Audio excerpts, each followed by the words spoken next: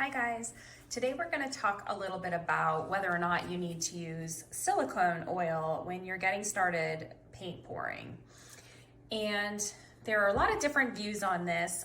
Personally, I think there is no right or wrong way to set up or mix your paints for a pour. So it's all about just trying a lot of different things out and seeing what effects you like for different techniques. Now, I will say I did put two canvases here to show you a little bit of the difference between using silicone oil and not.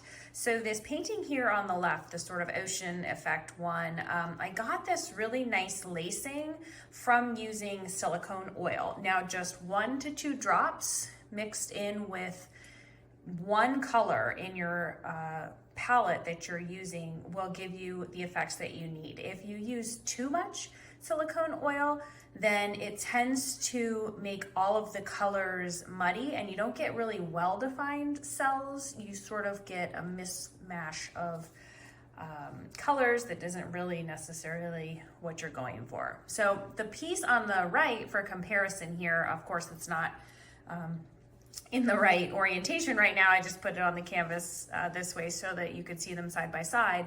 But you can see how there are still cells in the version on the right hand, but they're very small, they're very controlled, and a little more delicate than these big lacy cells over on the left.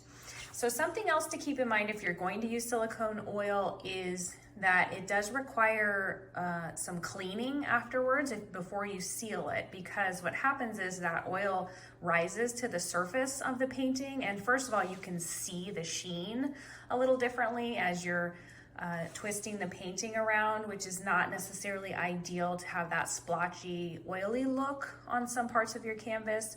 So if you're going to use silicone oil, I would recommend cleaning that oil off before you seal it. And there are a lot of YouTube videos on this, and perhaps a future topic for one of my videos is how to clean that oil off.